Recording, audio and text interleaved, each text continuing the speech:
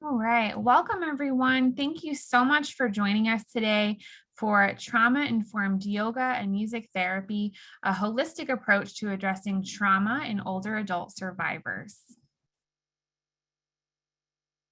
So just some webinar logistics before we get started here. We ask that everyone keep themselves muted throughout the presentation. We do want to hear from you, all of your questions and comments. Just please put those in the chat box and we will have time for those after the presentation. The presentation will be recorded and you will get a copy of that recording as well as the PowerPoint after the presentation. This webinar does offer continuing education credits. So it's 2 Category 1 social work continuing education credits for Maryland. In order to get those credits, we do ask that you're present for the entire live webinar. We want to make sure that the name that you registered with on is the same name that's showing up for you here on Zoom. And if not, please rename yourself. That way we can recognize that. You'll request a certificate in the evaluation that will be sent out after the webinar, and that our certificate will be sent out by email within a few days. If you have any questions about that process, please feel free to email me, Sidney Palinkus, and you should have that email address in your reminder emails as well. So my name is Sidney Palinkus. I am the Community Outreach and Education Manager for the ElderSAFE Center. We are a program located in Montgomery County, serving older adults throughout DC, Maryland, and Northern Virginia that are experiencing any form of abuse, neglect, or financial exploitation. So we have a helpline as well as temporary safe shelter, community education and advocacy. And I'm going to turn it over to Tova Kazdan, our director, to introduce herself and the program today. Thank you, Sidney, and good afternoon. It's wonderful to see all of you here today. I'm Tova Kazdan. I'm the director of the ElderSAFE Center at Charles E. Smith Life Communities. And I wanted to tell you first a little bit about our holistic therapy program before I introduce the speakers. So next slide, please. Our holistic therapy program, we started pretty soon after we started our program in 2014. And the reason why we felt there was a need is many of our clients who come to shelter, some of them are receptive or appropriate for trauma-informed psychotherapy, but we also shelter individuals who may not be appropriate because they're experiencing cognitive decline, and so they might not be able to benefit from traditional talk psychotherapy. So talking to some experts in the field and thinking creatively about our program, we thought it would be wonderful to bring on trauma-informed trained holistic therapy practitioners to assist our clients. And you don't have to be cognitively impaired to be able to elect this program, but it also is available to all of our clients. And so along the way, and today we have 2 of our wonderful professionals who provide these services, we've built this program to include trauma-informed yoga, music, and art therapy. And so we wanted to give you a bird's eye view today into what that looks like. So it's my pleasure now to introduce our speakers for today. First one is Diane Eisenhower, who is on the right of your screen. Diane is a board certified music therapist, and she is the owner of her own music therapy practice, which she established in 2016. Diane has over 35 years of experience working with children, adolescents, adults of all ages, addressing mental health issues, communication, social challenges, physical concerns, and cognitive challenges. And as I mentioned before, Diane is very experienced. She works at many different facilities and also assists our ElderSAFE Center clients. So welcome, Diane. And I wanted to also introduce you to Cheryl Kravitz, who's a certified yoga instructor and a graduate of the Willow Street Yoga Teacher Training Program. Cheryl has received additional certifications to teach yoga to survivors of trauma, restorative yoga, and yoga for brain longevity. She's certified by the Alzheimer's Research and Prevention Foundation. So we welcome them both today. And with that, I'll turn it over to Diane to begin our program. Thank you. Hi, everyone. I am so happy to speak with you today about the benefits of music therapy for older adults who have experienced trauma.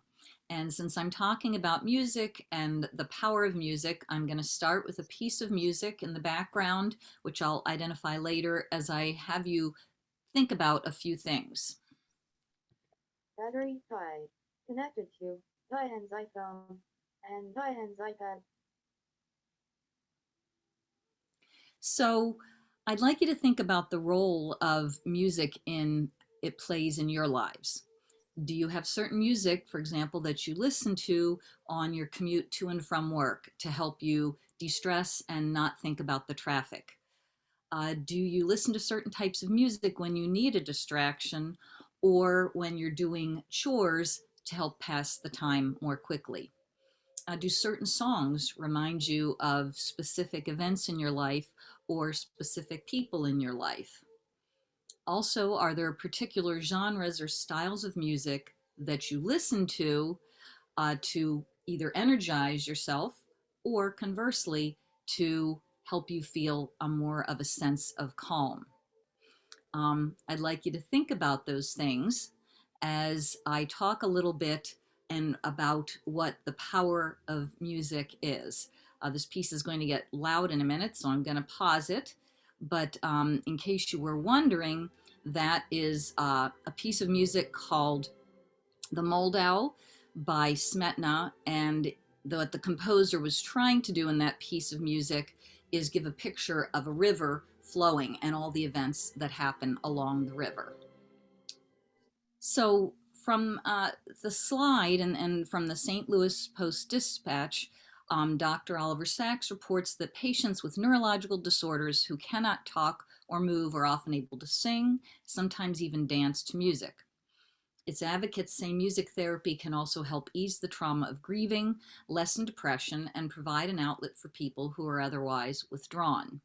A direct quote from Dr. Sacks: "I regard music therapy as a tool of great power in many neurological disorders, Parkinson's and Alzheimer's, because of its unique capacity to organize or reorganize cerebral function when it has been damaged."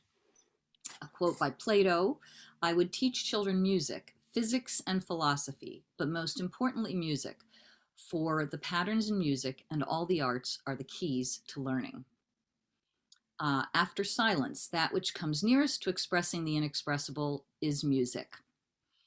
That was Aldous Huxley. And last, but certainly not least, by Victor Hugo, music expresses that which cannot be put into words and that which cannot remain silent. So what is music therapy?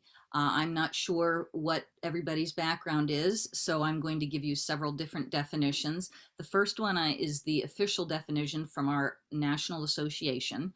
Music therapy is the clinical and evidence-based use of music interventions to accomplish individualized goals within a therapeutic relationship by a credentialed professional who has completed a approved music therapy program. Now, to me, that's not as accessible a definition as the next one, which is music therapy is the planned and structured use of music experiences to achieve non-musical goals and a richer experience of life through music activities and the relationships that will develop through them. And so a music therapist is employing different strategies, which I'll give you some specific interventions a little later, but it could be singing, musical improvisation, songwriting, music listening within the therapeutic relationship to reach goals. And the therapeutic relationship is really the key.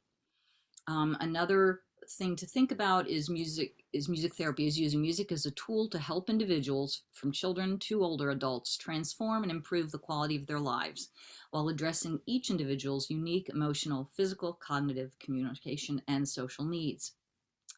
And before I go into specifics about trauma-informed music therapy, I just want to share again some information about the background of music therapy, because I do not know what everybody's experience is with it. And but I'll tell you first, some examples of music therapy could be working with children and adults to reduce asthma episodes, working with hospitalized patients for a non-pharmacological reduction in pain, working with children who have autism to improve communication capabilities, and that could be increasing verbal communication, or you learning to use different alternative communication methods. Working in a NICU with premature infants to improve sleep patterns and increase weight gain. Using the rhythmic elements of music to help people improve their gait and movements after a stroke or Parkinson's diagnosis. Using vocal techniques like singing and breathing exercises, and MIT, which is melodic intonation therapy, to improve speech and diction. Helping people process grief, express their feelings, and cope with mental health issues through lyric analysis and improvisation, and helping people with Alzheimer's and dementia recall memories and connect with loved ones. And so music therapy as a profession started back in the 1950s. It began after World War I and World War II, when community musicians of all types were going into veterans hospitals around the country to help all the thousands of veterans suffering from both physical and emotional trauma. And what occurred was, it was pretty clear pretty quickly that these community musicians needed much more formal training and education and more research in order to be able to effectively work with patients. And so the demand grew for a college curriculum and research. And so an entry-level music therapist has a bachelor's degree in music therapy and includes 1,200 hours of clinical training. Music therapy degrees combine the coursework with the field work embedded in it. After completion of your degree, a music therapist does an internship for 6 to 8 months, and then has to take an certification exam administered by the Certification Board for Music Therapists. As with most other professions, music therapists are required to get a certain number of continuing education credits every 5 years. And currently, most states are working on licensure for music therapists in addition to the board certification. And I think, if I'm remembering correctly, there's about 9 states that have chosen for licensure. Some states have chosen specific certifications. And I'm excited to say that Maryland is, as of 2022, all music therapists need to be licensed to practice in Maryland. So I recently applied for and received that certification. So one of the major distinctions between music therapy and music entertainment is that the music therapist is using music interventions within the therapeutic relationship to achieve non-musical goals. So a music therapist is assessing needs, incorporating preferred client music, which is really important, and responding to what is happening in the session, as well as collecting data and documenting progress. And this is really important about watching for a client's reactions and responses. So if I was playing, for example, a particular piece of music and the client I was working with became agitated, I don't just keep singing. I make sure that I am adjusting or adapting. Perhaps this song is activating some traumatic memory, and so I need to stop totally. Or I need to talk with the client about, are they maybe crying because it's causing them to remember something that was a happy memory. So that's a really, really important aspect of music therapy, is constantly watching and assessing and responding to the client's needs. There are other types of music in obviously various facilities that is therapeutic, but is not provided by people that are board certified music therapists. Some programs that some of you might be familiar with are musicians on call, bedside musicians. There are music listening programs where residents or clients are provided with an iPod with some preferred music playlists on it to listen to. And there are people who have a certificate to be a therapeutic musician. And all these types of therapeutic music and music entertainment is really important and valuable, but it is not the same as the services provided by a board certified music therapist. So I'll read from this slide, and then I'm going to talk some more personally.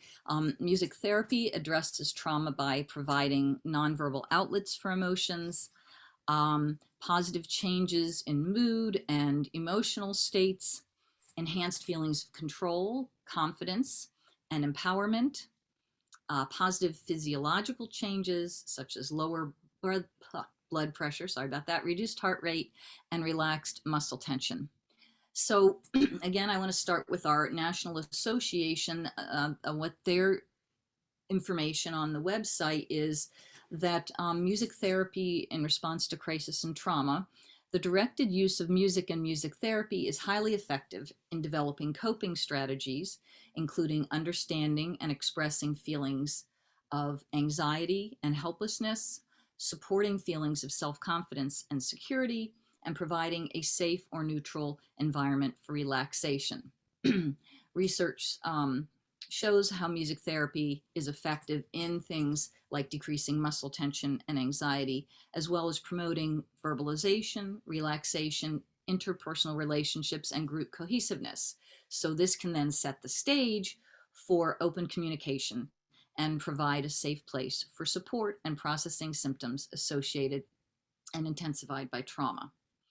So I want to talk a little bit about how I use music therapy and some specific interventions. As a type of expressive arts therapy, music therapy uses music itself to improve and maintain physiological and social well-being of an individual. With individuals who've experienced trauma, music can be an important outlet for expressing emotions, and this can include a wide range of activities such as listening to music, singing, and playing instruments, as well as structured or non-structured relaxation. Music therapy treatment can involve creating music through improvisation. It can involve songwriting, both free songwriting and structured songwriting, moving to music, and intentional listening, which I'll get into more in a minute, but intentional listening can be a variety of things, whether it's listening to music on a specific theme and discussing it, lyric analysis, or listening to music that is preferred and important to the client, and then using that to lead to structured reminiscence. Studies have shown how it promotes physical healing, reduction in pain and stress. As I said, music preference is really important, and you can have people in the same age group and they have totally different preferences for music. And I think this is especially important working with older adults because they don't, you shouldn't have any assumptions that people are going to want certain songs. Certainly there are certain songs that are familiar to them, but it's so important to ask and assess, because one person might like opera and that's what is going to really draw them in. Another person might like the musicals, and somebody else really wants hard rock. So learning what their preferences are and using that in the session is really important. And what one person might find relaxing, another person might find energizing or even chaotic. So again, that's really important. And it can also, the wonderful thing about music is that you can adjust it for each client's need. So for example, I take into consideration volume, or how loud I play the music, the tempo of the music,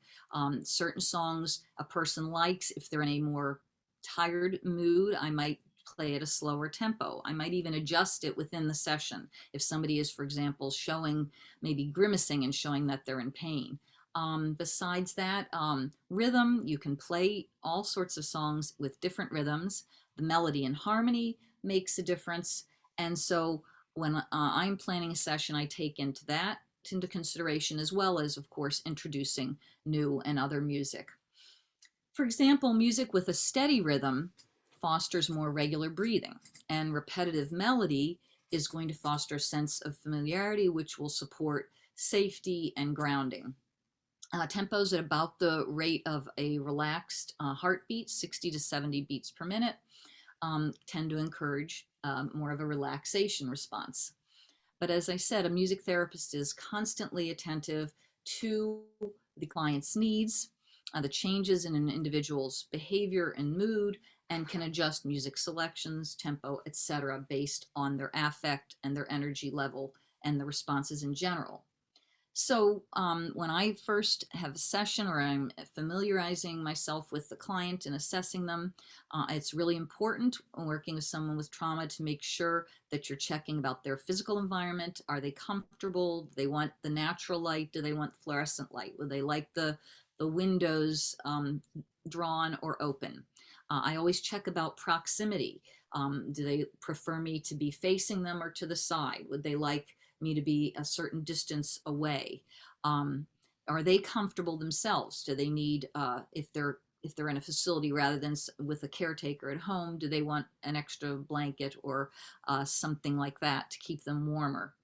I always am making sure to listen and avoid distractions. Obviously, you have to listen to things going on if you're in a facility, but to just give them your full attention.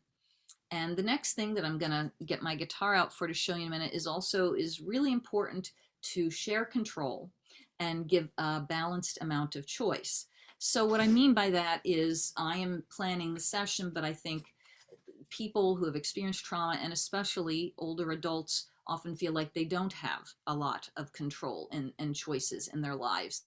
So not only giving them preference to check on their music, but also to individualize and empower them by taking into the consideration their preferences, but also personalizing some of the music. And so the one way that I provide kind of structure and safety and grounding is I start with a certain song and I always end with a certain song. And this may be different, but for each client, but then it's always the same each week. And that way they have a clear set of idea of what is happening in the beginning. One of the songs, no matter who I'm working with, is You Are My Sunshine. That's what one of my greeting songs is to. I'm making up a name. I just chose a name. When I'm doing this individually, I'm just greeting the person like this. It's good to see you today, Alyssa. You make me happy when skies are gray. It's good to see you today, Alyssa. And that is all I have to say. Here's our chorus. You are my sunshine, my only sunshine. You make me happy when skies are gray. You'll never know, dear, how much I love you. Oh, please don't take my sunshine away. Now, what I do, depending on the client, is I will say something about them, the weather, holidays coming up, things like that. So I'll keep using the same name. Today is Tuesday, January 18th. It is a sunny winter day. It's good to see you today, Alyssa. It's time for us to sing and to play. You are my sunshine, my only sunshine. I won't sing all this because I have lots I want to share with you today, but that's one example of how I use this song. Sometimes I make comments about what is happening in the room, or if there is somebody with the person, include them. When I do this in a group, I acknowledge each person. So I would be saying, it's good to see you today, Cheryl. You make me happy when skies are gray. I say, hi, Cheryl, how are you today? And she answers then, it's good to see you today, Tova. And that is all I have to say. And maybe I say, so what do you think of this winter weather, Tova?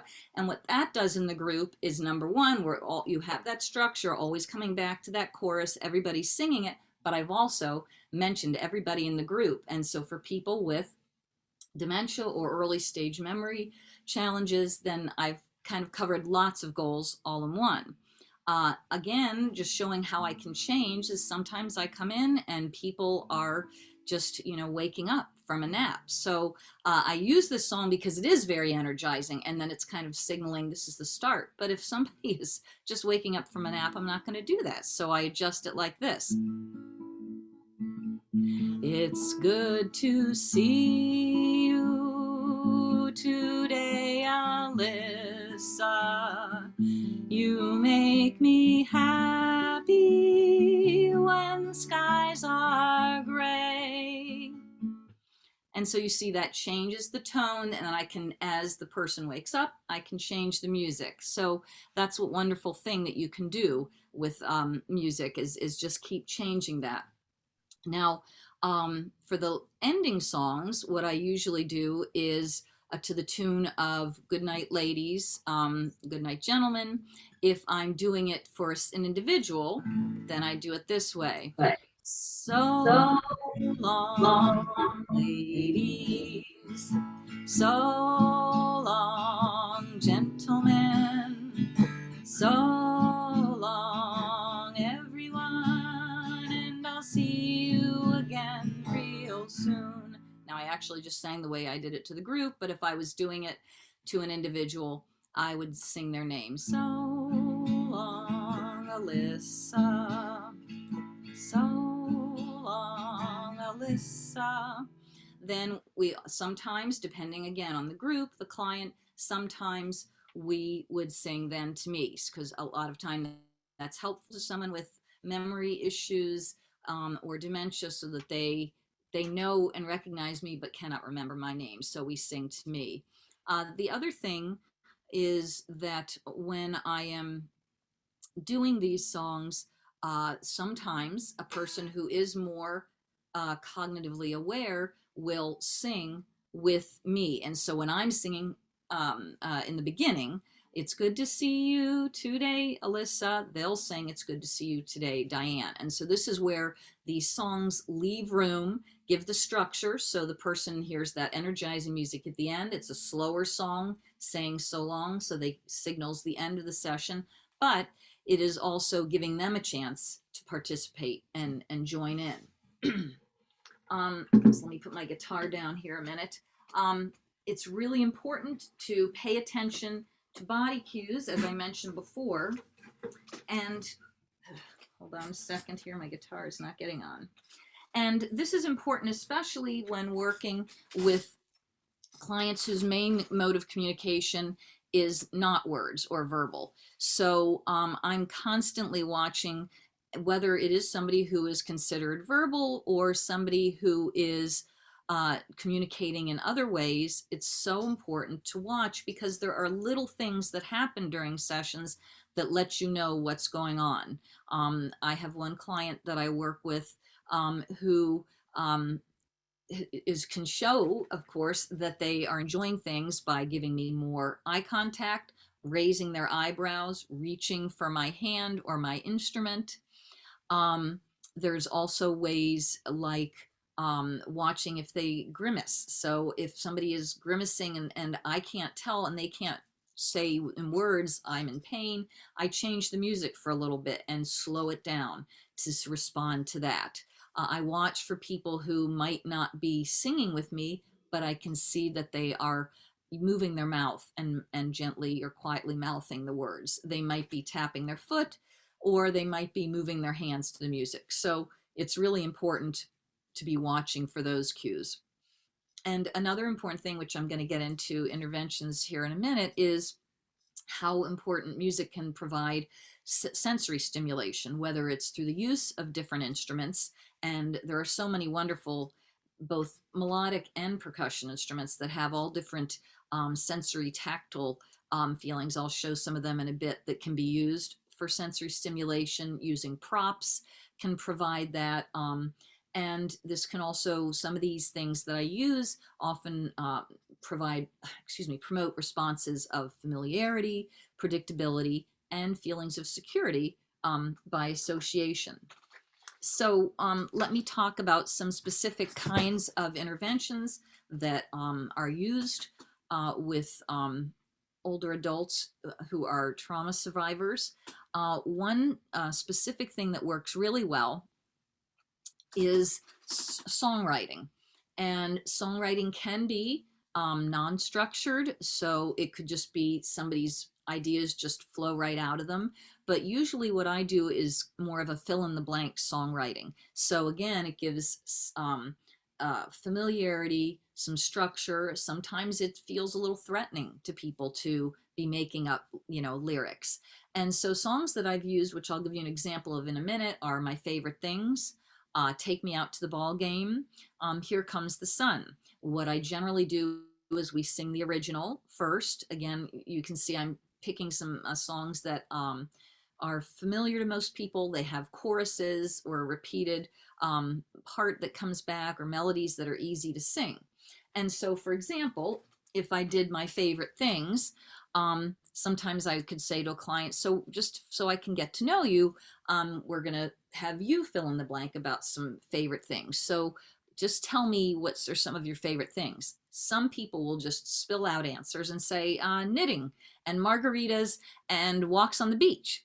So that goes in the song, knitting and margaritas and walks on the beach. If they're not giving me answers, then I ask specific questions. So what are your favorite books or your favorite movies? So they say maybe The Princess Bride and Little Women. All right. So then I've knitting and margaritas and walks on the beach, The Princess Bride and Little Women. So then I do another leading question. What is one of your favorite places to visit? Or what is a place you've been that you have really happy memories with your family or friends? And they say, I like going to Hawaii. So then I put the whole song together. And I usually, what I do is I write it down as the person is giving me these ideas. I sing it and play it with them. And then we go to other verses. But for today, I'll just do this one verse. So now they've have knitting and margaritas and walks on the beach, The Princess Bride and Little Women. I like going to Hawaii. These are a few of my favorite things. And this seems very simple, but this is such an empowering feeling for clients that they are being listened to. They are being asked their opinions.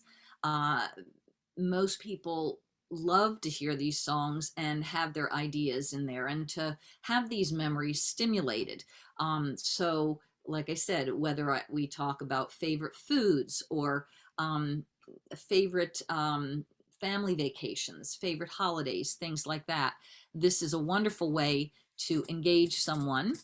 I have even done this with clients who do not communicate verbally. And when I'm doing that, what I am doing is basically observing how they respond in the environment. So I had one client who used to love sitting and watching a fish tank. So I would put that in, love to move to the music. So I would just observe and put those in. And then again, that was something we sang almost every week. And that made him feel comfortable because it was describing the kinds of things he was experiencing in his environment. Improvisation, which can be vocal or instrumental, basically means within a bit of structure, making up music. And this can be done in multiple ways. It can be done with two drums and you and the client playing if it's just an individual session. It could be the client using a xylophone, both the client and therapist using the xylophone.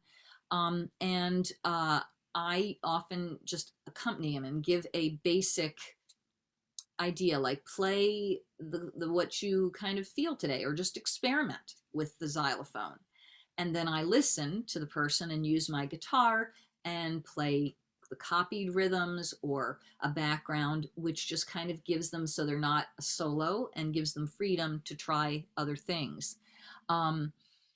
In a group, drum circles, which are often a great way to co-create in a safe space.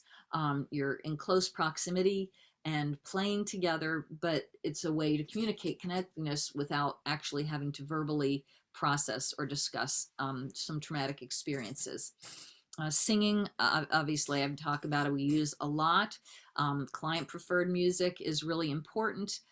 Getting to know their preferences, or also what music maybe they enjoyed with specific family members at different times in their lives, or music that reminds them of specific events. Maybe at somebody's wedding they heard a certain piece of music, or they went to a concert that was really important to them and loved that music. Playing instruments to recorded or live songs is also important. Like I said, this is really a wonderful way to, number one, energize someone. Number two, somebody, again, who perhaps doesn't communicate verbally, maybe hums or but would not actually sing the words. They can play instruments along with it. Again, it's a really important sensory stimulation. So a few things, just instruments that I have found work really well, and most of you probably know all these, but I just wanted to share this. Maracas, most people like those. It's a softer, quieter sound, not as jarring a sound as some instruments. Plus, I have really mini ones that some people really prefer too. I have other shakers because different people's hands grips are different. So if somebody, it's easier to grip this way, there's things like that. Most people enjoy tambourines, and my preference when working with older adults is to use a tambourine like this that has a nice grip on it. So, and they can also sit this on their lap and hit it this way, but it's much easier than a circle tambourine where there's a hole for your thumb. This is much easier to grip, and they can move it. It's very light. So that's another thing I use. Another one has a, I guess, funny, for want of a better word, name is a Boomwhacker. It's a pitched tube, very light, probably not much more than a paper towel weight. And the nice thing about this is people can hit it on their chair, on a wheelchair, on a table.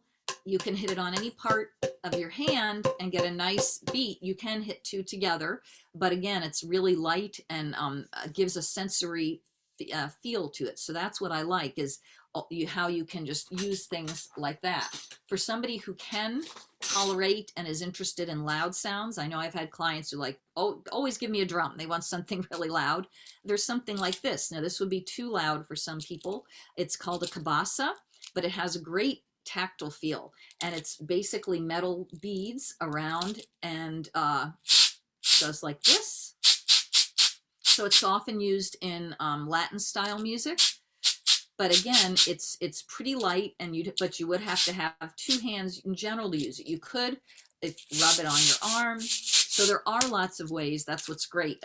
I've had clients kind of teach me, invent new ways to try and play instruments, and that's what's great with these Boomwhackers. Sometimes what I've done is played with somebody. I don't think I have a second one out here, but if this was it, and then that way you can connect, and you each hit each other's like that to keep a steady beat. So again, a way of connecting non-verbally as well as verbally. Another thing that I often use are scarves,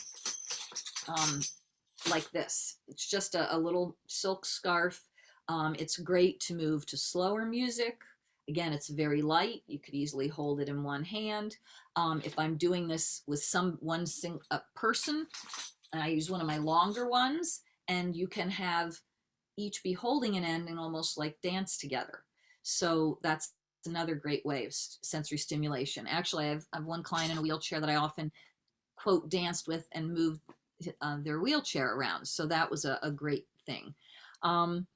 Relaxation is structured and unstructured, which I'm going to give you an example of in a minute. But that's another activity that is usually very effective because when it's structured, it gives them a way to relax, and I'll explain more about that, and brings most people say how calming it was, or how the guided relaxation gave them a real distinct picture or image. Intentional listening or lyric discussion, as I mentioned before, that's really important.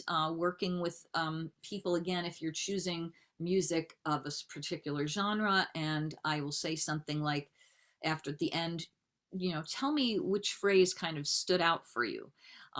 Think about that for a little bit. And sometimes it amazes me what phrase the client chose, and then how when I say, we discuss, so why was that important? And the memories that it activates, the images that comes from that is wonderful. As well as, like I said, often we can listen to music without words. So just instrumental music, and then talk about the image that we get in our head. And that's what's great about music, is the composer might have had a picture like the piece that I played earlier, the Moldau, but if somebody else that makes them think of a car race, that's fine, because that's the wonderful thing. It's what it means to you and what images it stirs up. In groups, to encourage interaction, I've done things like music bingo, musical Jeopardy, lots of different things like that. And this encourages within the group social interaction, engages them more with staff a lot of times. And then structured reminiscence, as I mentioned, is also something important. But I want to stop talking for a minute and do a relaxation activity with you. Let me just turn my speaker on. And Battery 5. Connected to Diane's iPhone. so And Diane's iPad.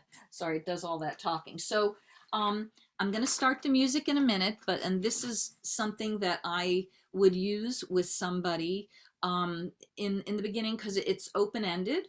I always say, before I start the music, find a comfortable position to sit in. For some people, that may be feet on the floor. For some people, it may be putting their feet on a cushion. It may be stretching their legs out. And then I would always ask them to find a comfortable position and try to relax. I always make it optional, because obviously it's uncomfortable for lots of people who've experienced trauma to close their eyes. So I don't ever request that. I just say, you choose what you want to do. And as I'm doing this, I watch for them, because I have to watch for responses, but I'm not looking at them all the time. And I'd say 90% of the time, most people sometime during the relaxation do actually close their eyes. So I'm going to start and do this with you. So I hope you enjoy this.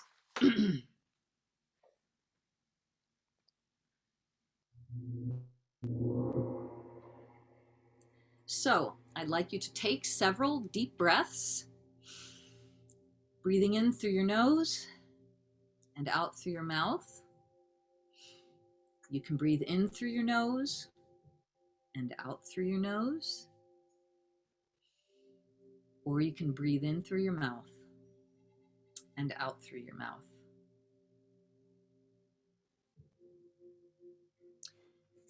So I want you to picture a place that is familiar, a place that makes you feel happy and safe. It might be a treehouse.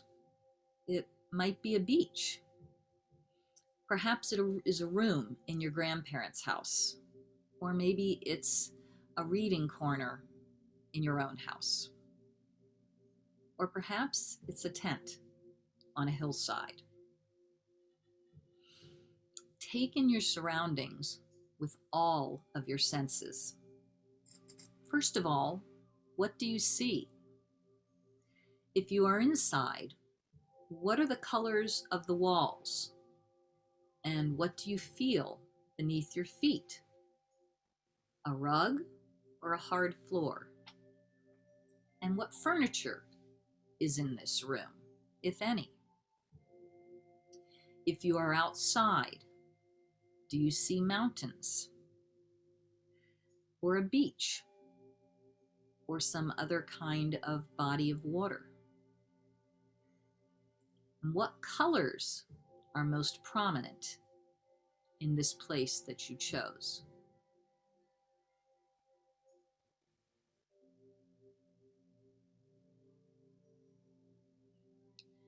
What sounds do you hear? Do you hear someone moving around, clanking pots and pans? Do you hear a clock ticking or music playing? Do you hear birds singing,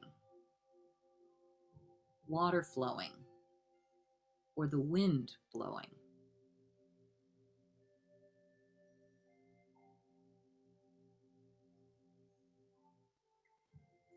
Think of the people that you enjoy this place with. Friends, maybe family, or perhaps you enjoyed being alone in this particular spot.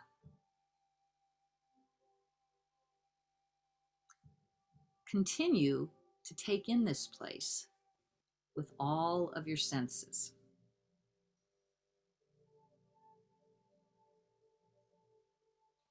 What do you smell? Cookies or bread baking? Is there a smell of a pet? Or perhaps some type of perfume or cologne? If you're outside, what do you smell? Pine needles? Salt water? Or perhaps some type of flowers?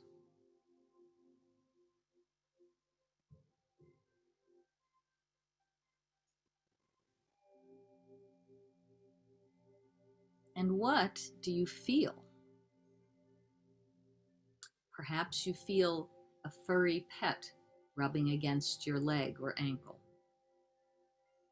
Maybe you feel a warm, soft blanket around your shoulders, or the sun warm on your face. Maybe you feel sand squishing between your toes, or the wind blowing through your hair. And what is the temperature? Warm, cold, or somewhere in between? What is your favorite thing to do in this special safe place of yours? Take some time to enjoy this space that brings you happiness.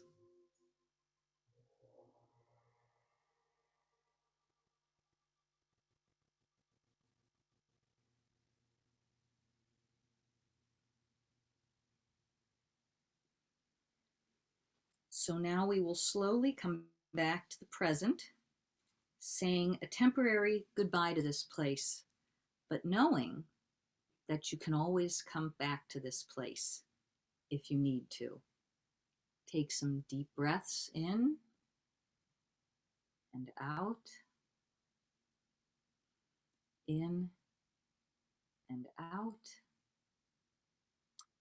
And if you closed your eyes, slowly open them and come back to the present.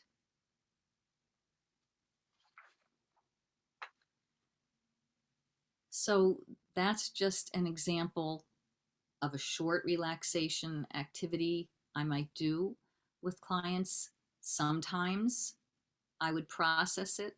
Other times I ask the client how it made them feel. Something I would do if I was with one person is ask, is this too loud? Is my voice too loud? Check in with things like that. But for obvious reasons, I didn't do that today.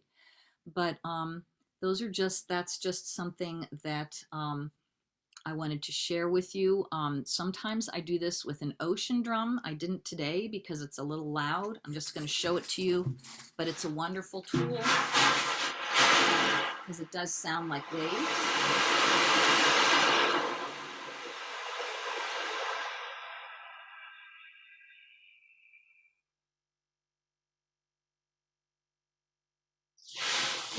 So, and I often use it just too as a sensory tool with older adults. They love that, and the control again, that they can make loud, waves, or they can make these gentle, quiet waves.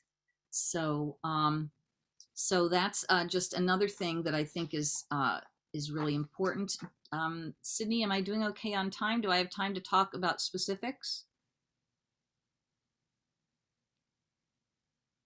Okay.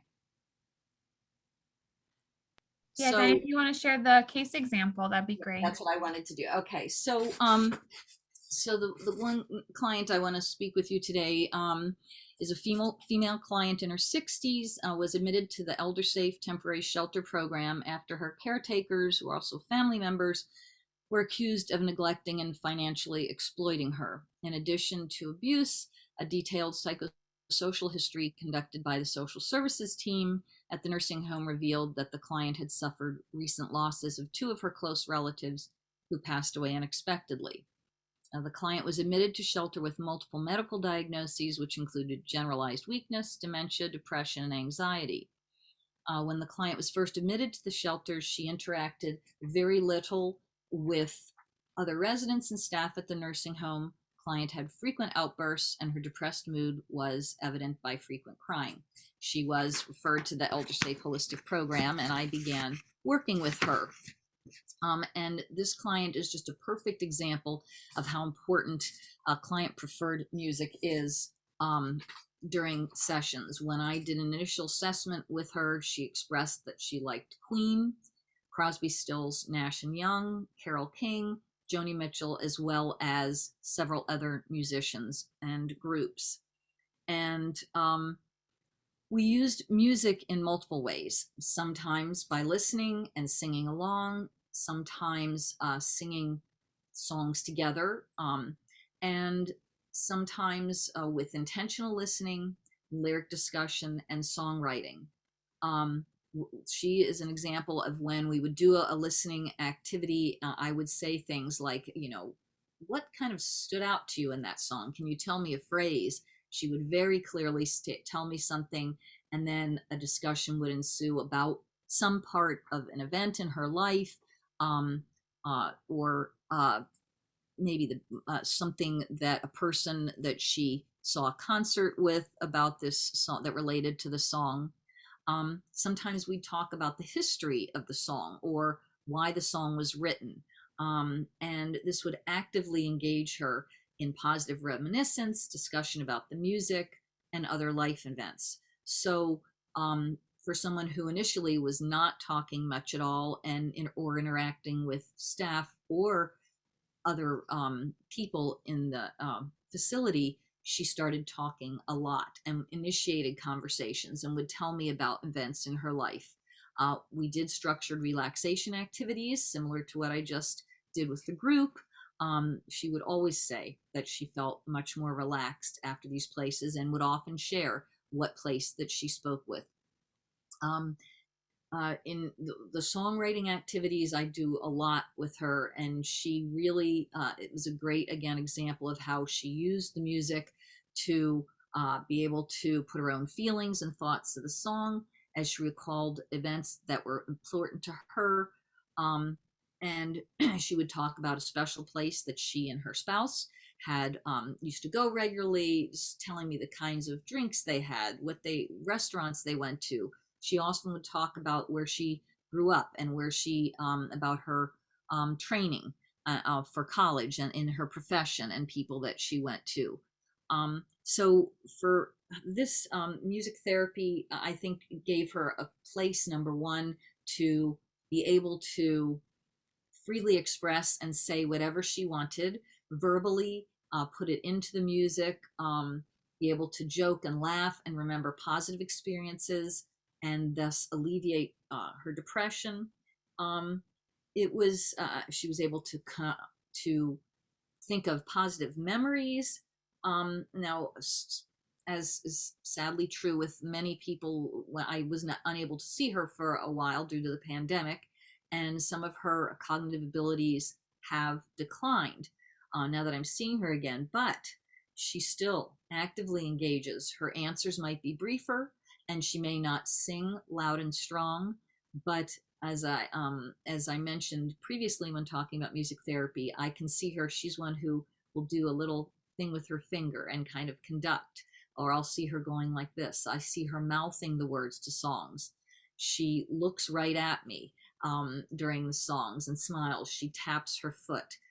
So she is still actively engaged, just in a different way. And this music still means a lot to her. Having song choice too at this point. It takes I have to give time for her to respond, much more time. And I might have to give just 2 song choices instead of 3 or 4, but she actively engages. And I think music therapy has just awakened memories in her, allowed her a safe place to reminisce and express herself, as well as contributing to improved and elevated mood. And it really has significantly aided in her trauma recovery. So the next slide, I guess, Sydney. So I'll let you read a lot of this for yourself, but I think the important takeaways are how music therapy can provide structure and security while simultaneously, allowing for creative expression and spontaneity. The elements of music, rhythm, tempo, volume can help structure the session, but also aid in self-regulation, relaxation, and pain relief. I've talked a lot about the various types of interventions, but it's so important to include the client's music preferences and choices to engage the client. And music therapy can do so many things, but especially in some of the people I've worked with who've experienced trauma, help reduce anxiety and agitation, offers an outlet verbally and non-verbally for expressing emotions, and can facilitate positive physiological changes such as relaxed muscle tension and pain relief. So, and then the last slide are some music therapy resources in case you're interested in more information. And I know later in the presentation, I can answer some questions. And of course, I'd be happy to do that via email later on. But thank you so much. It was just wonderful to share some information about music therapy with all of you today. Yeah, thank you so much, Diane. That was wonderful. And I know there was lots of questions and comments in the chat box for you. But in lieu of time, we are going to move into Cheryl's presentation now, looking at the impacts of trauma-informed yoga and how that can be used with the same group of older adult survivors.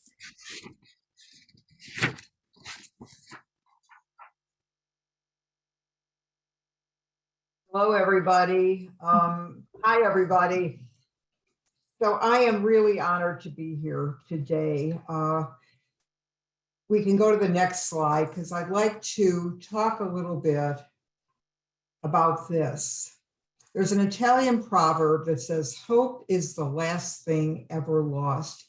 And I really believe that. And that's going to be kind of the theme as we go through why therapy, yoga-informed, trauma-informed therapy is so important. Whether it's for someone who is a survivor of abuse, someone who might have dementia, or anybody who is in a yoga class. And I'm going to talk about that a little bit later. I'd like to start the way I start all of my yoga classes. This is Native American opening that is done in some tribes, and I just love it, and I think it's very yogic in how we do it. So I invite you to do this with me. You're mirroring me. You're going to bring your right palm to your heart.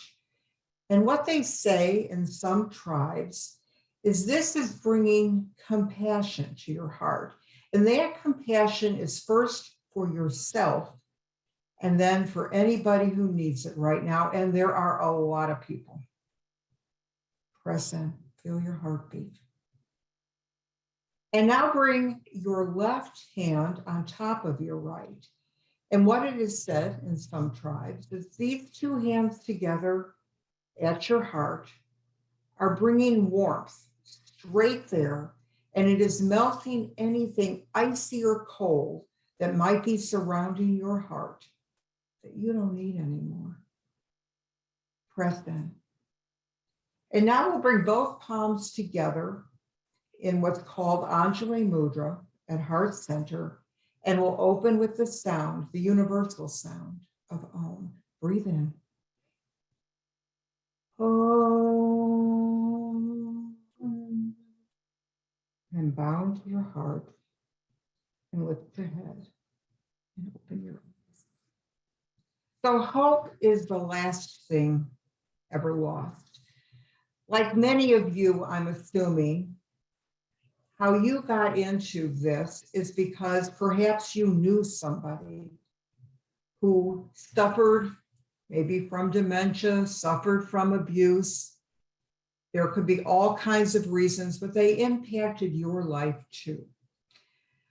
About 20 years ago, my mother was diagnosed with Alzheimer's disease. She was living in Chicago at the time, and I was here in Maryland. And I called her like I did a couple times a week. And she started telling me that she'd been talking to Aunt Lena. And I thought, Aunt Lena had been deceased for about 5 years at that point.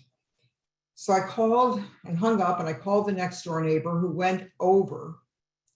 And she right away called me back and said, there's something wrong with your mother. So I flew in from Maryland, and my sister flew in from Arizona, and we took my mom to a neurologist and discovered that she at that point was in early stage Alzheimer's.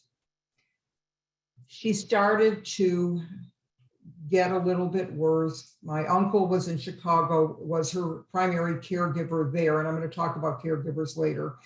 And we all decided the best thing to do was to move her to Arizona, because my sister had found a place, a home that was run by a husband and wife who, he had been a doctor, she'd been a nurse. Their own parents died from Alzheimer's disease, and they decided to open this facility.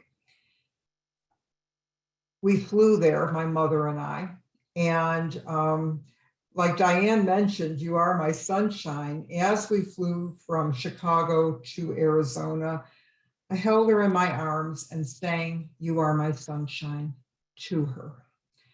When we arrived at the house in Arizona, this is kind of funny, and you have to find the humor in these things, otherwise we're just going to not be able to do what we do. There has to be humor. So my sister and I, our parents were Orthodox Jews, and we were raised that way. And so we walk into the house and discover that the couple were devout Catholics, and there was a great big painting of Jesus on the wall. And my sister and I were like, oh dear. And she looks at the picture and she goes, I think I know him. And we said, you do. And so she knew she was going to be comfortable there. She died about a year later. And I had been certified as a yoga teacher and decided that I wanted to have additional training so that I could work with people with Alzheimer's and also look at ways to prevent it and also work with caregivers. And so I was trained by the Alzheimer's Prevention and Research Foundation, as Tova mentioned earlier. I began to work with ElderSAFE a couple of years ago, and I was assigned to a client who had been terribly abused. She was in a wheelchair. She was blind. She had Alzheimer's, and she did not allow anyone to touch her. When I had a meeting with the clinical staff at the Hebrew home, one of the things I learned is that her daughter's first name was the same as my first name, which I knew could be a trigger. And so we decided she would call me Mrs. Kravitz, which she never could pronounce, and I'll get to that in a little bit.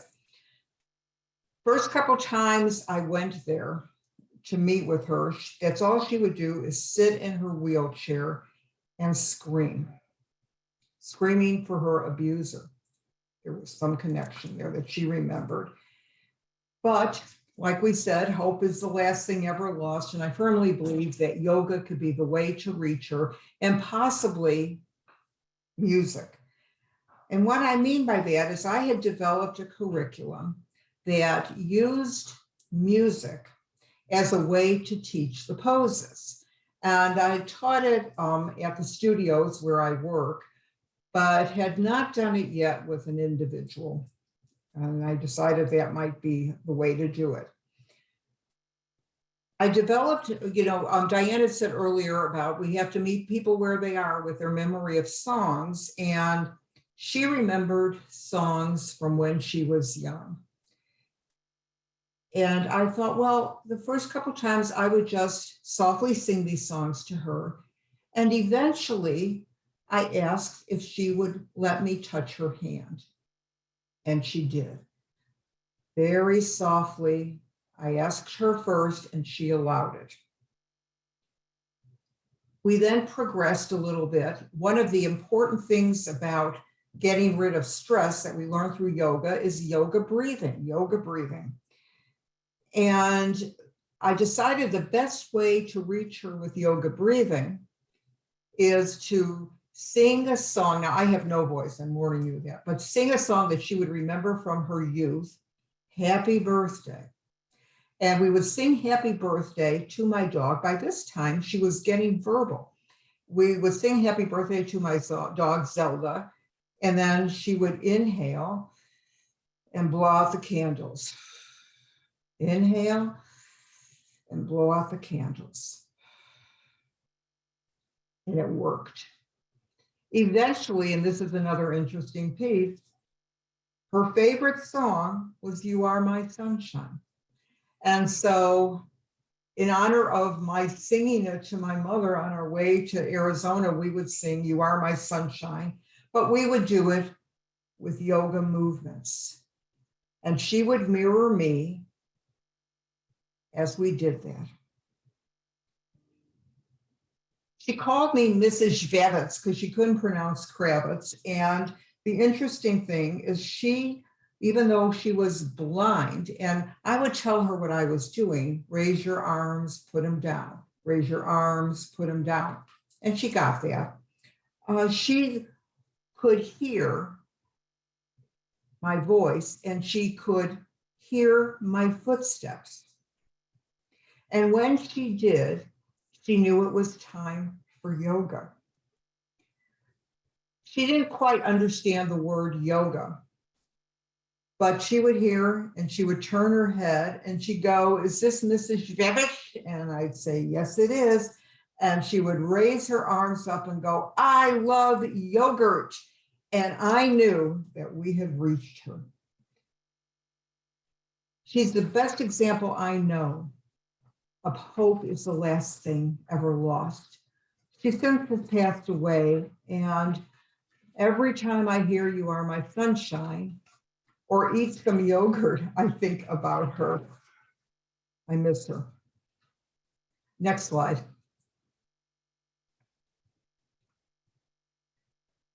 So the word yoga in Sanskrit means to connect.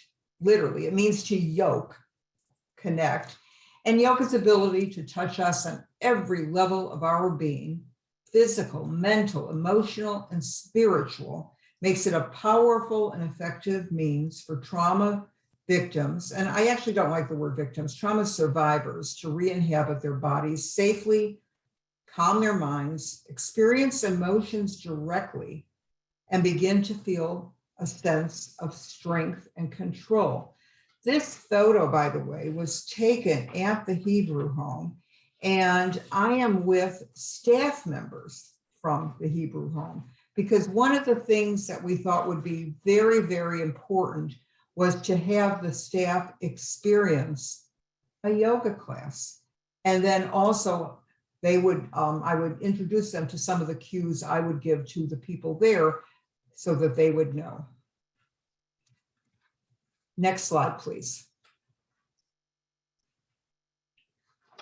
I found that many of the people that I worked with, both at the Hebrew home and also in other classes that I teach in other places for seniors, and many of them are survivors or are having cognitive issues, the best way to do that is chair pose. And chair pose can be trauma informed. So I invite you, if you're in a chair right now, to do just one round of chair pose with me. Sit with your palms on your thighs. If your palms are down, that is more grounding. And I usually ask people to keep their palms on their thighs down. But if your palms are up like this, that's to receive. And I talk about kind of receiving peace and receiving safety with palms up. Sit with a straight back, head in line with spine. And inhale and bring your arms straight up overhead.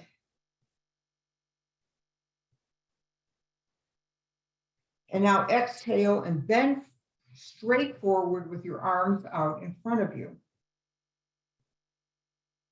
Inhale again and bring one hand to one elbow, one hand to the other elbow, and just rest your head.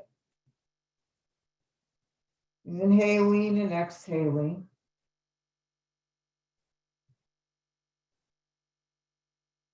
And now on the next exhale, bring your arms straight out in front of you. Remember, your head is in line with your spine. Don't drop your head. And now inhale and exhale and bring your arms back up. Bring them to the sides. And now bring them down. This series of arm movements can help a person become more secure and he has an attachment to themselves. The other thing I might do, because as I said before, breathing is real important to regulate our bodies and to get rid of stress. You're all going to do this. If there's anybody around, you're probably going to think what's going on in that room. But this is a real live yoga breath, and it's a yoga breath to alleviate stress. I want you to do it with me. And I want you to do it maybe not in the Isles of Giant, but do it at home in the mornings. Get your middle finger and pointer finger. Put them behind your ears. And now bring your ears forward and you're going to hum like a bee. Yes. Here we go.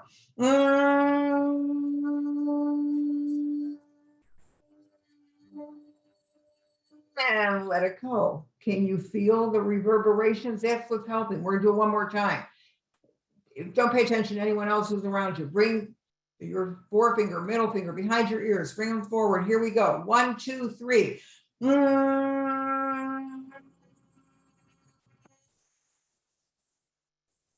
And let it go. There's a little thing on my computer that says, "Are you playing music?" Hardly.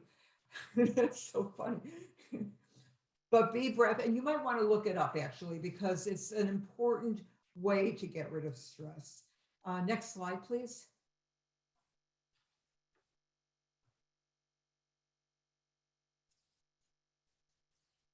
Some of you may have read the work of Bessel van der Kolk. He has written a number of really interesting books, probably the most famous of which is The Body Keeps the Score. And what he says is that trauma is not the story we tell about violence we endured or a horrible accident we witnessed. It's not even the event itself. Trauma is what we can't let go of. And van der Kolk calls that the residue of imprints. Yogis call it samskaras that gets left behind in our sensory and hormonal systems. And traumatized people are terrified of the sensations in their bodies. So it's imperative that they get some sort of body-based therapy to feel safe again and learn to care for themselves. One of the things that I think is really important with this is that we use empowerment-based language and integration of choices. The language that we use is critical in yoga classes. And I would take it beyond yoga for trauma. And I would say, as I mentioned earlier, it's in any yoga class because you don't know who might be triggered. It allows the survivor, and again, I use survivor instead of victim, the opportunity to be gentle with themselves. And examples of cues that I give in class include, when you're ready, if you'd like, you can always modify the pose. And let me add here that if it's a pose, even something like arm over ear, I invite them to just bring your arms straight out or just put a hand on the shoulder, whatever is okay for their body today. Feel free to come out of the posture anytime. Listen to your body. You are in control of your own practice. Let me say it again. You are in control of your own practice. We don't want to take power away. Another important thing is no physical assist in a trauma yoga class. I actually go further than that. I don't like to give physical assists in any yoga class I teach. Now, right now, pretty much everything I teach is online, so that's a moot point. But even in the studios, I talk people through the poses versus getting them into the pose. Physical assists can be incredibly triggering for people and takes them away from the present moment right away through their mind. Uh-oh. Many survivors are not ready to be seen. They don't want you looking at them constantly and prefer not to have extra attention on them. Before I begin class, I might say something like, give me a little sign if you want me to come and walk you through a pose, or just give me a little sign and I'll repeat what the pose is. In some studios where I have taught and teach, when we were in the studio itself, we would put a little card at the top of the mat.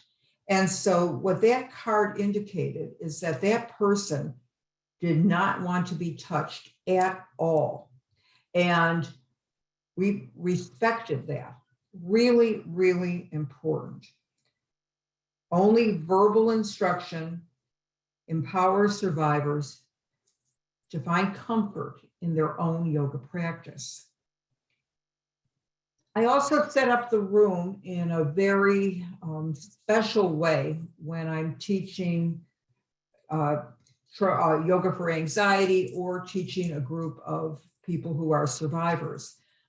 Mats are set in a way so that they are facing the door. They are facing the opening, and I am looking at them. That way they can see if they have to leave the room, what the outlet is to leave the room. I've also learned to have boxes of tissues just around, and that if anybody needs to leave, they can just leave, no questions asked if they're triggered by something. I ask survivors to notice the sensations in their own bodies. And if they're feeling insecure about a pose, note that don't do it. And examples of those kinds of poses, and I definitely would not teach them in a class that was filled with people who have anxiety, trauma issues. I don't do downward dog. I don't do child's pose. I don't do happy baby, if you're familiar with that one. All of those poses might have trigger a sexual connotation for that person. And sometimes there are survivors of sexual violence in those classes. And so I definitely would not teach those poses. The other thing about breath and trauma is you'll notice that we just, and Diane did this too, we breathe in and we exhale. I never ask people to hold their breath. There's a reason for that. They may have had some kind of trauma in their own lives where perhaps they were choked, or perhaps somebody put a hand over their mouth. The last thing I want to talk about, the issues in our tissues, are triggers. This is the piece that is really, really important. And I have to tell you as an aside, in two studios where I teach, one is in South Carolina and one is here. The South Carolina one I'm now doing online. We do meetups for people who have been through my workshops. And I have asked the participants to identify triggers that have impacted them. And I just want to read some of these to you because it's going to resonate, and it might be something that you didn't even think about that could be triggering for someone you're working with. Somebody leaving me or threatening they will. Helplessness over painful situations. Gaslighting. Discounting or ignoring you. Being unavailable for you. Giving you a disapproving look. Yes. Sometimes what happens is, and I saw it for myself, somebody was at an event with me and that person thought another individual there was looking at them like they were going to start yelling at them, and that wasn't what was happening at all. It's important. Blaming or shaming you, being judgmental, being too busy to make time for you, trying to control you, trying to smother you, someone rejecting you, insults, especially about your body, and the weather or a certain song, which is why when I teach my regular yoga classes, I don't use music. I use music with the survivors when we're one-on-one, but in my larger classes, I don't, because those are not trauma informed and I don't want to trigger anybody. Next slide.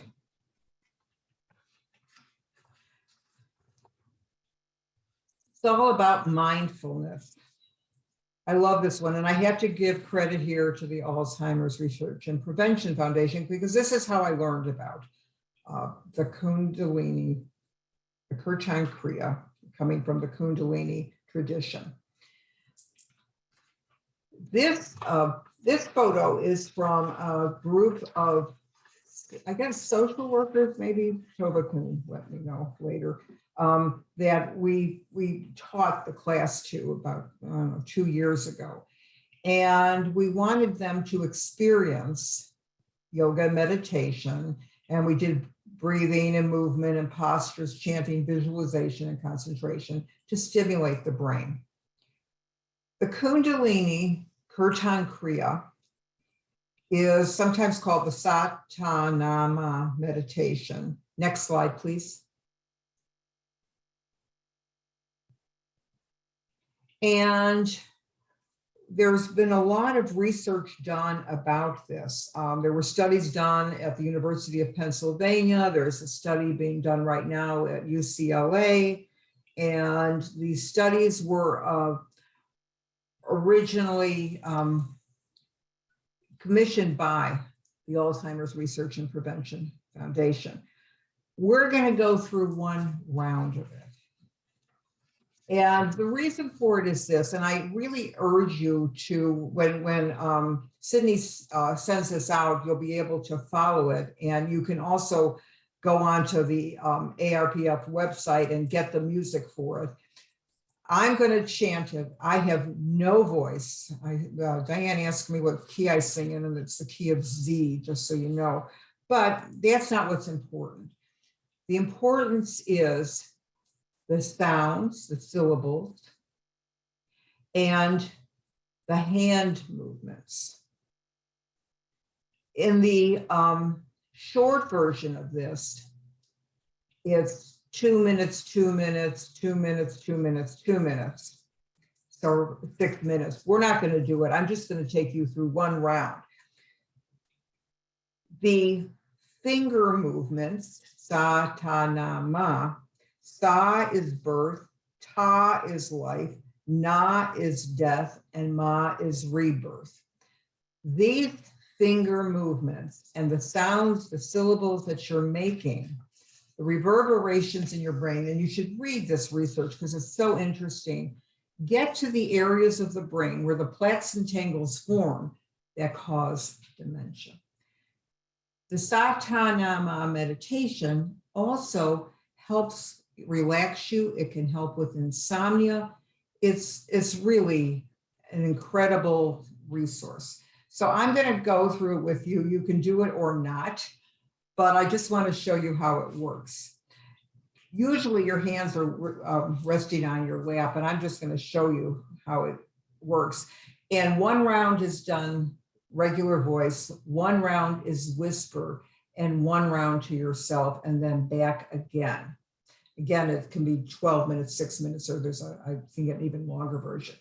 Here we go. Again, no voice. Sa cha na ma, sa cha na ma. Now I'm going to whisper. Sa, na.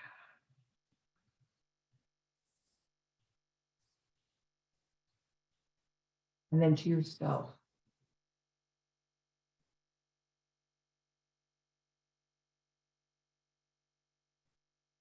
And then you do it. So you do each one of those sections, 2 minutes each, and then you start back up again until you go full voice again. Again, that research is so very interesting, and I encourage you to look at it. We can go to the next slide. Here are some more tips for trauma-based yoga. Never come from behind without letting the student know. I always stand in front, and even with the person I told you about who was blind, I came in front. Even though I knew she couldn't see me, she could still hear me, and I didn't want to scare her. Also, even when I was in the studio versus teaching online, that I always would stay in the front of the room. I very, very seldom would go behind. And if I was going to walk behind, I would let everybody know why I was doing that. Again, the thing about touch. With the person that was part of the ElderSAFE program, I felt it was important for her to softly feel my hands touching her. But if that was uncomfortable for her, I never would have done that. Always use their name, and Diane earlier sang songs using the person's name, real important, so they know that you know and respect them enough to learn what their name is. Give positive reinforcement. I have a private client that I'm working with right now who's probably in second stage Alzheimer's at this point. And she needs to know that she's doing a good job. And we might repeat a pose because she wants to do that 4 or 5 or 6 times. And each time I tell her what a wonderful, wonderful job she's doing.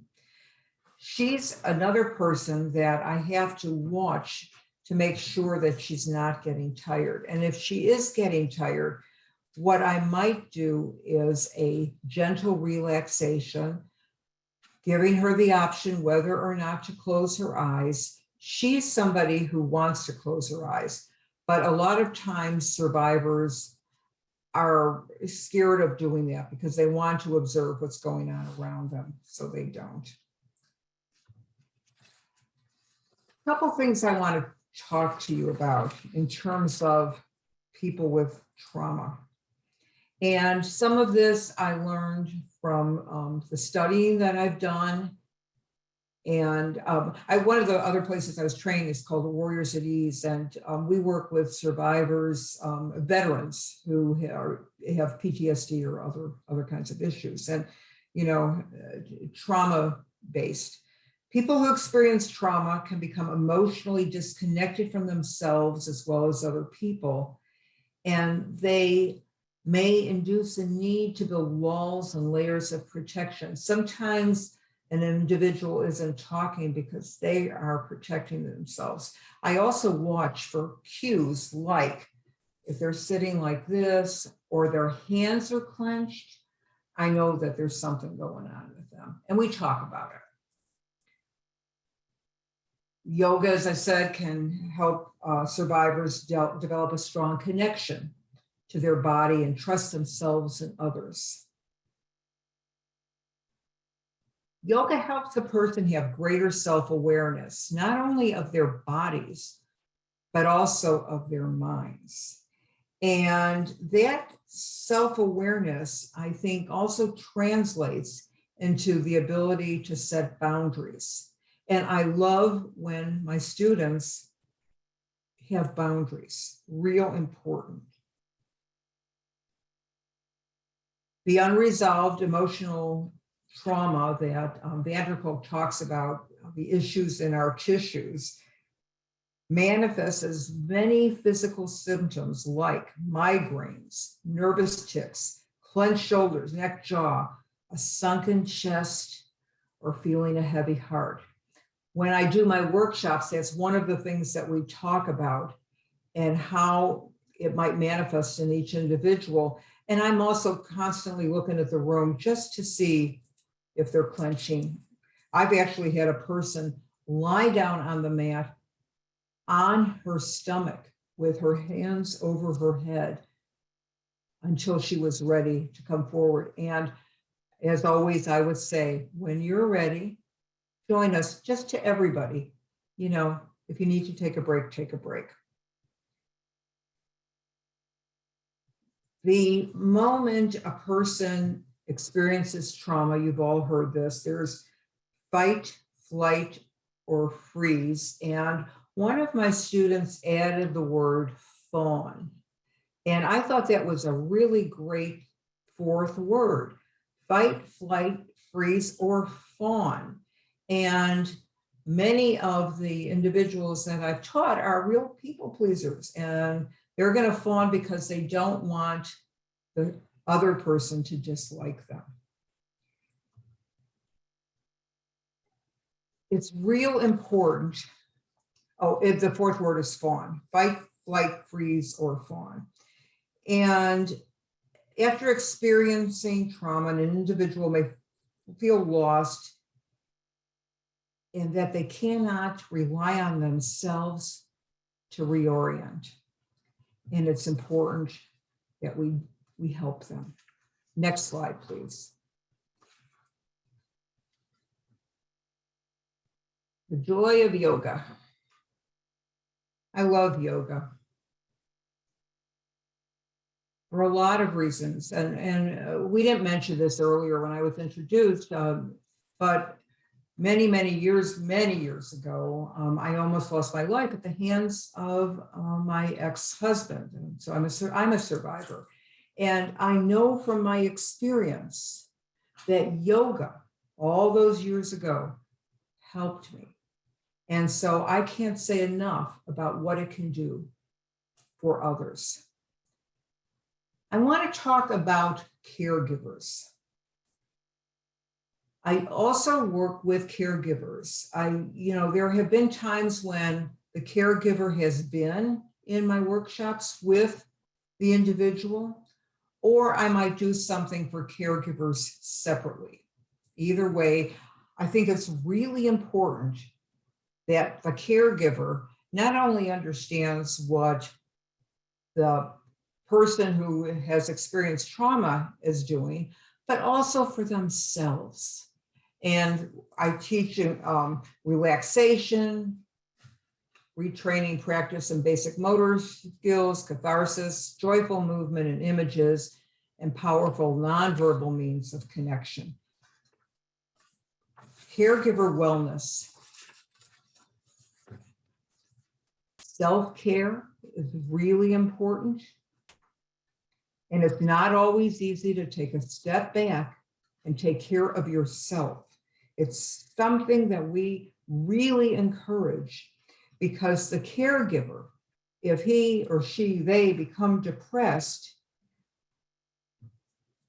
the other person might sense that.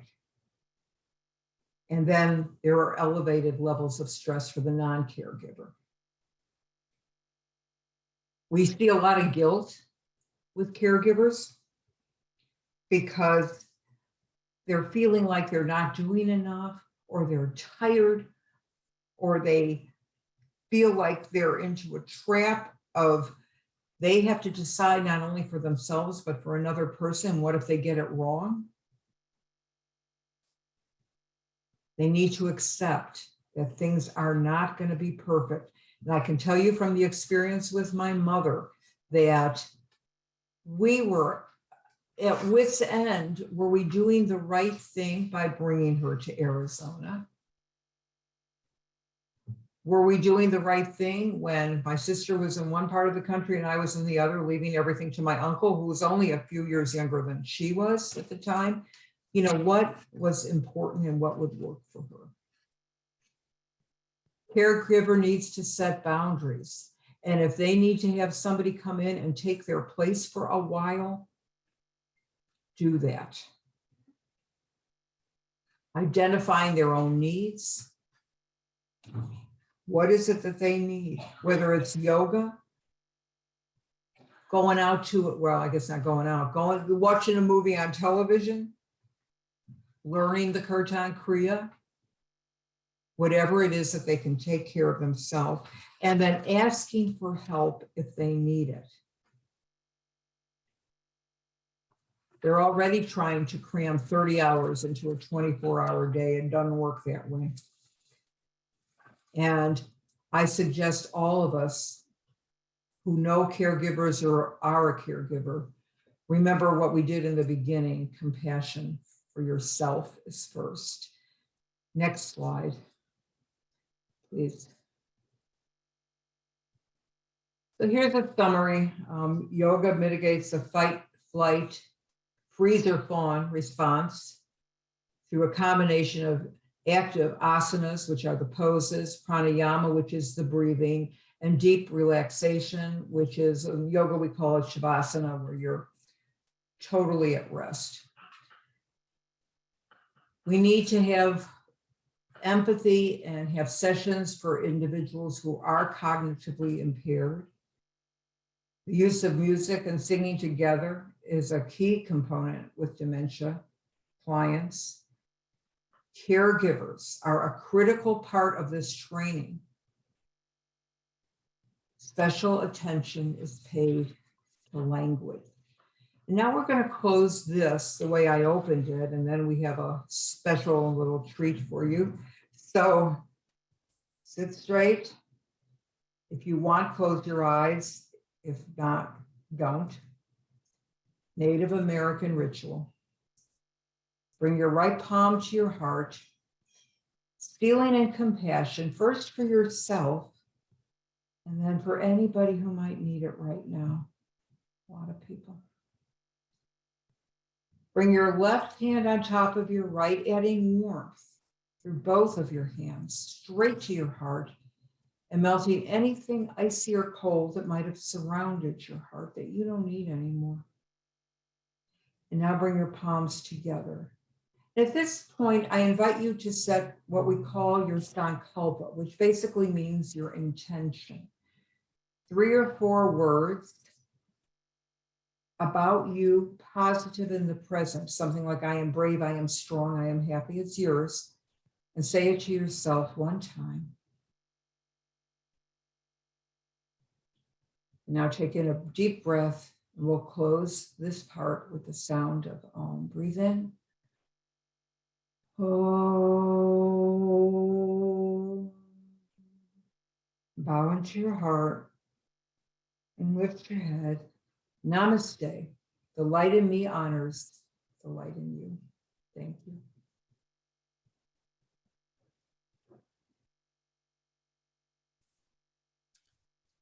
All right, Cheryl and Diane, are you going to go together now to do a little practice for us? All right.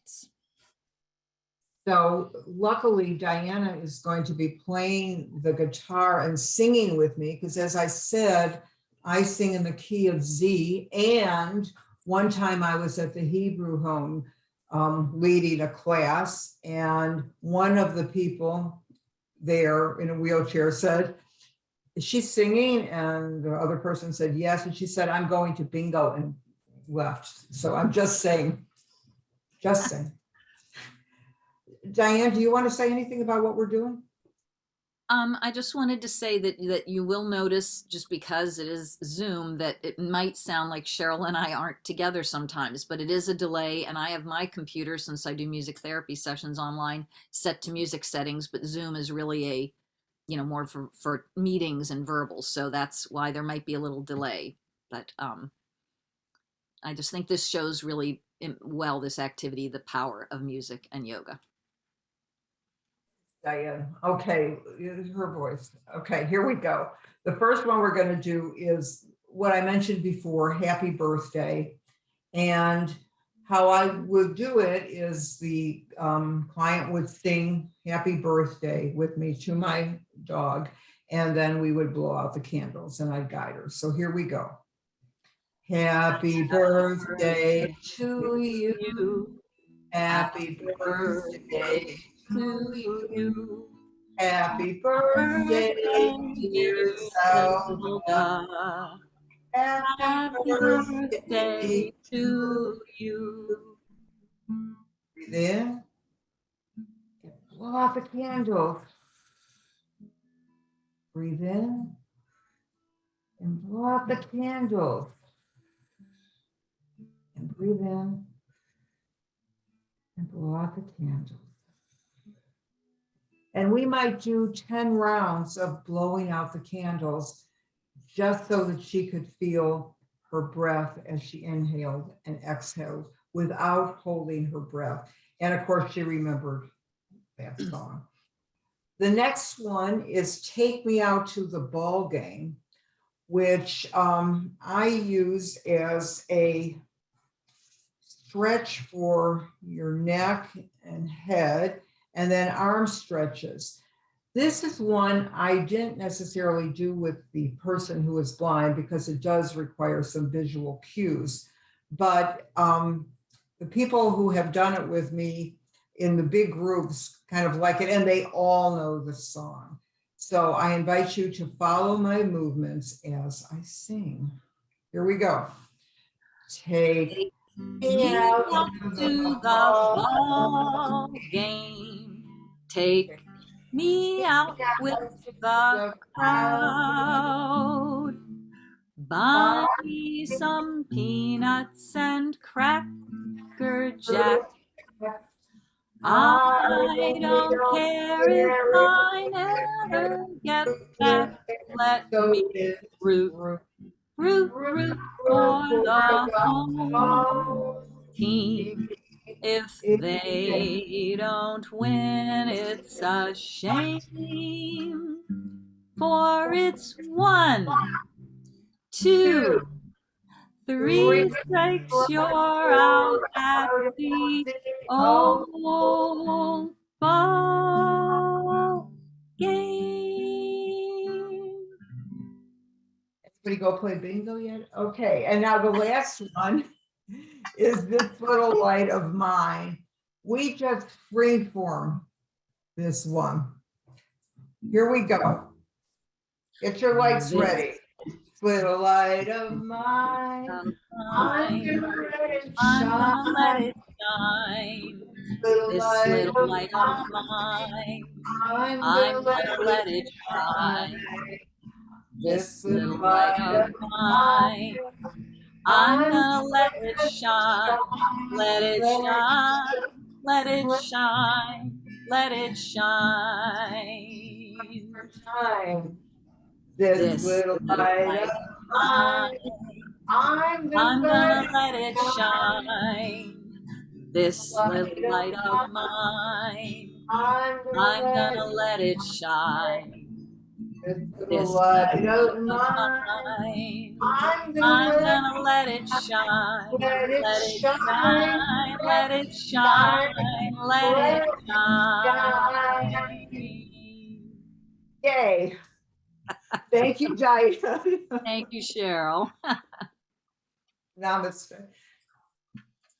Thank you both so much. I'm going to pull the PowerPoint back up and we're going to take some Q&A now. We've gone through all of this, and Tova, I will hand it over to you. I know there was lots of questions in the chat box as we went through. Thank you so much, Sydney. If everyone can remute, thank you. And to Cheryl and Diane, I don't think I've smiled or laughed so much in a long time. Thank you for bringing the joy into our world today, because we all really definitely need that with all the world events going on. So I just wanted to say that. You both mentioned, and I'd love for you to talk a little bit more about how important it is to include family members and caregivers and the type of yoga and music therapies that you do to be able to really support and sustain the client's healing. Can you talk a little bit about how you do that? For example, if you're doing, maybe it's a private lesson and a family member's there, how you might include that and what benefits do you do or do you see in doing that? Diane, do you want to go first and then Cheryl? Sure. Basically, one way is during the assessment process is speaking with family members about the genres or styles of music that they liked a lot. So for example, one client I worked with, the family told me about how much opera was important to them. And then she was able to tell me about specific things. But also if you have a caregiver in the session, just how you can incorporate them with whether they are joining in. I know one person I worked with who was, again, not communicating verbally, but for me, it was that the caregiver was there to be able to celebrate in the joy of seeing this client respond. So she could see her mother in a different light, that even though she wasn't singing, she was visually tracking as I moved around the room, as I'd sing about things, and her room was covered with pictures of the family, and I'd sing about them and she'd start moving and to the music. So it just brought them so much joy. I mean, just talking about it gives me some goosebumps, but those are two ways that I involve the caregiver in treatment. One of the things that I do is I've had separate workshops for caregivers, and that way they understood what I was doing. Now, this is in the before times when we could actually do it at the studio. And one person would play the person with anxiety or trauma, and the other person, and then they flip-flop, and they would learn the poses, they would learn the songs, and then from there, I would then work with the person with trauma, and the caregiver could be there and either interact and help do the poses with them or do the poses with them. And that worked out really well. In another case, again, the before times, I would go to the house of the person with dementia. A couple of times, this was somebody who was pretty much in a wheelchair, couldn't go to the studio or to me.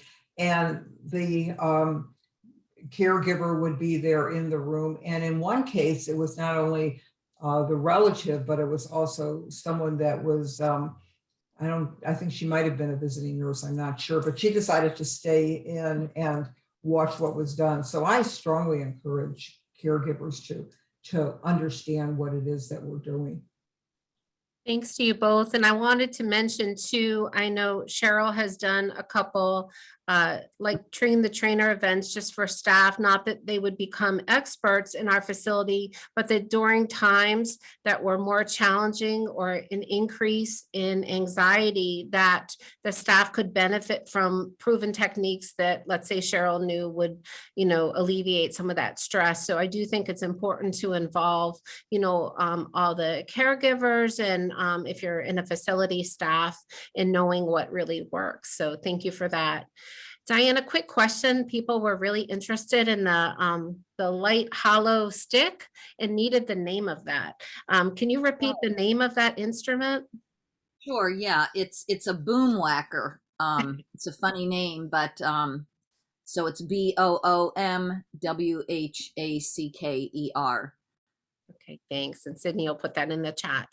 So one thing I wanted to ask about, and we talk about kind of before times and after times in the pandemic. Some days I'm not sure which we're in or if we're in both, but I know you've both as professionals have had to adapt to some telehealth or some teletherapy, I should say. Can you talk a little bit about, first of all, how you've adapted, what have been some successes, and challenges. And also, I know with a couple of our ElderSAFE clients, it has not been appropriate because they could not be able to track online. So if you could talk a little bit about how you changed your practice and how that's been going. Diane, do you want to go first, and then Cheryl? Sure. First of all, some of it was basically logistic technology wise. As I mentioned before, Cheryl and I did our joint activity. I have settings set on my computer regarding echo and everything, so you will get the original sound of the music and the instruments I'm using. But it's been just thinking creatively about how to engage people when you can't be right next to them with instruments. Some things I've done is encourage people to use, quote, homemade instruments, things like hitting 2 wooden spoons together, getting a jar that's filled with buttons to shake that, getting something like an unopened jar of pasta to shake together so that they have, and I will use, quote, traditional instruments and these homemade instruments in sessions. Also just using, being able to use things like screen share. So when you're doing songwriting activities, they can see the lyrics that they're putting into the songs as you're doing that. And even just, you know, I sat all today, but I get up and move around the room. And I'm, you know, up and down to show different activities, or I'm moving scarves and encouraging them to use a different item that they have at home, whether it's a handkerchief or an actual like winter scarf, things like that. But it is possible, luckily, because of the medium I'm using, music is such a powerful tool that even though you're on a screen, for many people, they are fully engaged. And so it is challenging, as Tova mentioned, for some people who couldn't visually track. It would be hard. And there were some clients I had to drop temporarily also. But for most people, it's just, you know, a matter of using more visuals, more props, things like that to initially engage them. I have one client who I have literally never met in person. And she is in probably 2nd stage Alzheimer's. She and her husband and I had a couple of different meetings so that we could discuss what needed to be done. The yoga teacher who had been working with her has moved away out of the area, and in a time zone that is not appropriate for them to continue to work together. And it's been very challenging, I have to admit, because I'm not in the room with her. And so we have to develop poses that I can watch and make sure she's doing them correctly so she doesn't injure herself. And I've since been in touch with her physical therapist so that we all can kind of work as a team to make sure she's getting yoga breathing and yoga stretching. And she's another one that really something reaching her. And her husband and I talk either that day or the following day about what she did, what became difficult for her. And that's another thing. Some of these poses are now becoming more difficult for her. And so we've had to kind of readjust what it is that we're doing. My regular yoga classes, and I'm teaching 4 or 5 a week, are all online. And you know, it's hard. I got to admit it's hard. And the good news is most of these people who attend are my regular students. Now, I've done anxiety workshops for the studio in South Carolina online. And you know what? It worked. And I don't know, maybe it was because they were a little bit more forgiving because they knew there was no way I was going to get there. But we also do these meetups there and for the studios I teach at here. So if anybody has been through the workshop, they can come to the meetup, which is once a month at a given time, given day. And, you know, sometimes they come, sometimes they don't. It's ongoing, and it's just a way to drop in And that's in conjunction with any other kind of, if they're getting therapy somewhere or whatever, because this is primarily yoga based and breath work. Thank you. And my last question before we close and ending on a really positive note, I know those of us who work directly with clients have really been changed, in experiencing their growth and healing. Can you just talk a little bit about, has there been an instance that has really impacted how you then work with other students, a real like aha moment that has been really special, real breakthrough moment? Do you have one of those? Diane, you want to go first? Yeah, I had a couple I worked with, actually, both in various stages of dementia. Their son is the one who sought me out for music therapy. He was really instrumental in giving me background about where they'd grown up and met, etc. And they would sit together, but often, and they sang and it readily engaged with me. At that point, the husband was more cognitively aware than the wife, but they would never really talk with each other. And one time I did a session and played certain music and sang songs, and they both turned to each other and said, "Oh, that reminds me of the time when we did a certain event in St. Louis," and they looked right at each other and said, "I love you so much. I'm glad you're here." And even now, I just get goosebumps thinking about that, because the music really was the medium that stimulated that reminiscence, and they could turn to each other and genuinely interact when that didn't happen every day. That's beautiful. Thank you for sharing that. Cheryl, how about you? Well, I'm going to go back to my I love yogurt person, because she will always be in my heart. And her singing voice, you might remember this, Tova, was pretty much on par with mine. And so, but we would sing, and we would sing loud. And one time we finished, she loved songs like Rudolph the Red-Nosed Reindeer, and it could be July, and we'd be singing it.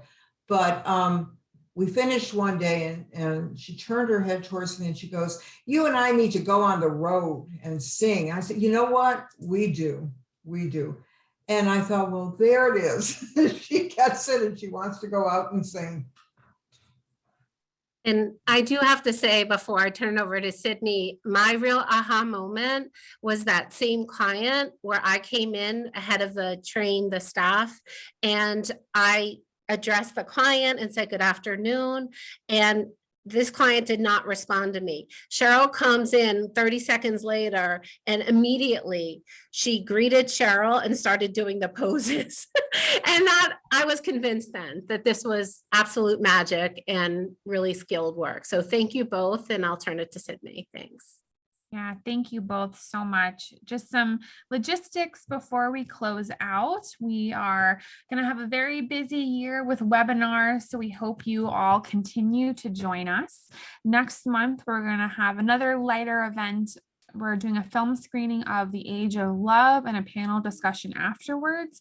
And that's a film about dating in older age. It's a documentary film about speed dating in your 70s, 80s, and 90s. So that should be a fun one. And then the end of February, we're looking at substance abuse in later life and what that looks like, and some trends that we've been seeing in the past few years, especially during COVID. The substance abuse training will offer CEUs. You can register for those on their website, and those links will be sent out in a follow-up email. So for those of you looking to get continuing education credits, just another reminder to please use this time, if you haven't already, to make sure the name that's showing up for you here on Zoom is the name that you registered with, and a name that I'll be able to recognize. You have to have been present for the entire live webinar, and you'll be able to request that certificate and the evaluation following the webinar. And I'll be emailing out certificates in the next few days. Feel free to email me if you have any questions or comments on that.